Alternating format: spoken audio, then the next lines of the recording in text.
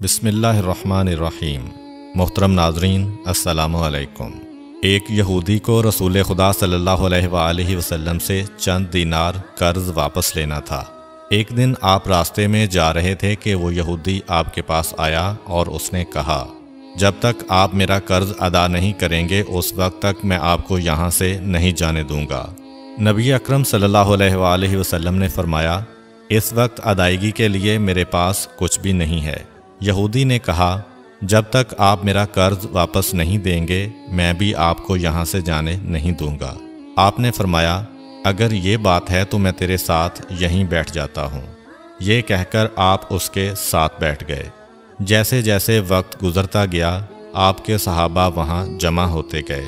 جب انہوں نے یہودی کی یہ جسارت دیکھی تو انہوں نے اس کو سزا دینے کا ارادہ کیا۔ آپ نے انہیں ہر طرح کی تادیبی کارروائی سے روک دیا اور فرمایا کہ تم دور چلے جاؤ۔ حکم رسول کے تحت صحابہ دور چلے گئے۔ سورج لمحہ بلمحہ گرم ہو رہا تھا اور اس کی تپش سے آپ کو اذیت پہنچ رہی تھی، یہاں تک کہ آپ کے چہرہ اطہر سے پسینہ بہنے لگا۔ اس کے باوجود آپ نے کسی طرح کے غصہ کا اظہار نہ کیا اور کوئی سخت جملہ نہ کہا۔ آپ سارا دن وہیں بیٹھے رہے اور ظہر، عصر اور مغرب و عشاء کی نمازیں وہیں پڑھیں۔ پھر رات چھا گئی۔ آپ نے رات بھی وہیں بسر کی اور فجر کی نماز بھی وہیں پڑھی۔ صحابہ یہودی کو ڈرانے دھمکانے لگے۔ آپ نے فرمایا، تم اس سے یہ کیسا سلوک کر رہے ہو؟ صحابہ نے کہا، یا رسول اللہ، اس کی یہ جرت کہ آپ کو یرغمال بنا کر اپنے پاس بٹھا لے۔ حضرت صلی اللہ علیہ وآلہ وسلم نے فرمایا، اللہ نے مجھے اس لیے نہیں بھیجا کہ میں کسی ہم پیمان یا کسی اور پر ظلم کروں۔ جب دن چڑھا تو یہودی نے کلمہ اسلام پڑھتے ہوئے کہا، اشہد ان لا الہ الا اللہ و اشہد ان محمدًا عبدہ و رسولہ۔ میں اپنی دولت کا ایک حصہ راہ خدا میں دیتا ہوں۔ میں نے آپ کو اس لیے نہیں روکا تھا کہ میں آپ کی توہین کروں۔ اس ذریعے سے میں آپ کے پیمانہ صبر کو آزمانا چاہتا تھا، کیونکہ تورات میں نے آپ کی یہ صفت پڑھی ہے، محمد بن عبداللہ مکہ میں پیدا ہوگا اور طیبہ کی طرف ہجرت کرے گا۔ وہ تندخو اور سخت مزاج اور بیہودہ گوئی کرنے والا نہ ہوگا اور کوئی جھوٹی بات زبان سے نہیں کہے گا۔ اس طرح سے میں نے آپ کو یہاں رکھ کر اس بات کی تصدیق کی ہے کہ تورات نے بالکل سچ کہا تھا۔ رسول اکرم صلی اللہ علیہ وآلہ وسلم مبعوث برسالت ہونے کے 3 سال بعد تک خفیہ طور پر دعوت اسلام دیتے رہے۔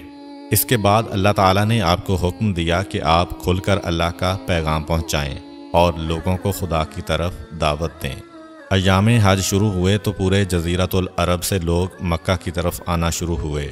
نبی اکرم صلی اللہ علیہ وآلہ وسلم کوہ صفا پر چڑھے اور آپ نے بلند آواز سے فرمایا، لوگو، میں اللہ کا رسول ہوں، تم اللہ رب العالمین پر ایمان لے آؤ۔ لوگ آپ کی طرف متوجہ ہوئے اور انہوں نے تعجب سے یہ اعلان سنا اور سب کی خواہش ہوئی کہ وہ اعلان کرنے والے کو دیکھیں۔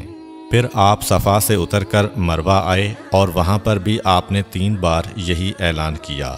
جب ابو جہل نے حضرت صلی اللہ علیہ وآلہ وسلم کا یہ اعلان سنا تو اسے سخت غصہ آیا۔ اس نے زمین سے ایک پتھر اٹھا کر آپ کی پیشانی پر مارا، جس سے آپ کی پیشانی زخمی ہو گئی، خون بہنے لگا اور آپ کا پورا چہرہ لہو لہان ہو گیا۔ اس کے بعد تمام مشرکین آپ کو پتھر مارنے لگے۔ نبی اکرم صلی اللہ علیہ وآلہ وسلم مجبور ہو کر کوہ ابو قبیس پر چڑھ گئے اور ایک چٹان کے پیچھے جا کر چھپ گئے۔ مشرکین نے بھی آپ کا تعاقب کیا لیکن آپ انہیں کہیں دکھائی نہ دیے۔ ناکام و نامراد ہو کر انہیں واپس آنا پڑا۔ اسی اثناء میں ایک شخص نے حضرت علی علیہ السلام کو اس واقعہ کی اطلاع دی اور کہا کہ میرا خیال یہ ہے کہ محمد مارے جا چکے ہیں، نعوذ باللہ۔ یہ سن کر حضرت علی علیہ السلام کو شدید دکھ ہوا اور آپ ام المومنین حضرت خدیجہ الکبریٰ سلام اللہ علیہ کے پاس آئے اور ان سے کہا، میں نے سنا ہے کہ مشرکین نے رسول خدا صلی اللہ علیہ وآلہ وسلم پر سنگ باری کی ہے اور بعض لوگوں کا یہ گمان ہے کہ نبی اکرم شہید ہو گئے ہیں۔ آپ روٹی پانی اٹھائیں اور میرے ساتھ انہیں تلاش کرنے کے لیے چلیں، ممکن ہے ہمیں ان کا کہیں نشان مل جائے۔ آپ وادی پر نظر رکھیں اور میں پہاڑ کے دامن میں آپ صلی اللہ علیہ وآلہ وسلم کو تلاش کرتا ہوں۔ آپ روتے ہوئے آگے بڑھے اور آپ کہہ رہے تھے، یا رسول اللہ، ہمیں جواب دیں، آپ کہاں ہیں؟ میری روح آپ پر قربان، آپ کس وادی میں بھوکے پیاسے ہیں؟ آپ نے مجھے اپنے ساتھ کیوں نہ لیا تھا؟ حضرت خدیجہ رو رو کر فریاد کر رہی تھیں، کوئی ہے جو نبی مصطفیٰ کی مجھے خبر دے؟ کیا کسی نے انہیں دیکھا ہے جو مجھے ان کے متعلق بتلائے؟ اس وقت جبریل امین علیہ السلام رسول خدا صلی اللہ علیہ وآلہ وسلم پر نازل ہوئے۔ ان کے پیچھے ملائکہ کی بہت سی صفیں تھیں۔ انہوں نے حضرت صلی اللہ علیہ وآلہ وسلم سے کہا، خداوند جبار نے ہمیں آپ کے فرمان کی تعمیل کے لیے بھیجا ہے۔ اگر آپ چاہیں تو ہم اس قوم کو تباہ کر دیں گے اور ان کا دنیا میں کہیں نام و نشان تک دکھائی نہ دے گا۔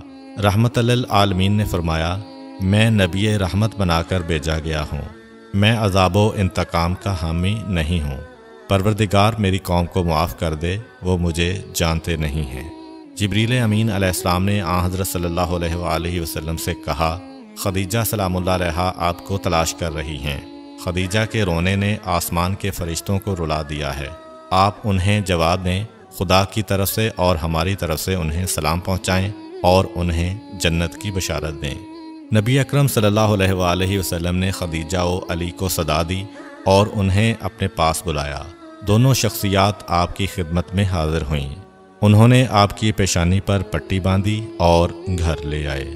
جب مشرکین کو معلوم ہوا کہ نبی اکرم صلی اللہ علیہ وآلہ وسلم اپنے گھر آ چکے ہیں تو انہوں نے گھر کا محاصرہ کر لیا اور سنگ باری شروع کر دی۔ حضرت علی علیہ السلام اور حضرت خدیجہ سلام اللہ علیہا آپ کا دفاع کرنے لگے۔ جب سنگ باری میں معمولی سا وقفہ ہوا تو حضرت خدیجہ گھر سے نکلیں اور انہوں نے چیخ کر کہا، فرزندان قریش، کیا تم سے حیا رخصت ہو گئی ہے؟ تم اپنے قبیلہ کی معزز اور محترم خاتون کے گھر پر سنگ باری کرنے لگے ہو۔ اگر تمہیں خدا کا خوف نہیں ہے تو دوسرے لوگوں کو اپنے اوپر ہنسنے کا موقع نہ دو اور اپنے لیے ہمیشہ کی ذلت و بدنامی تو نہ خریدو۔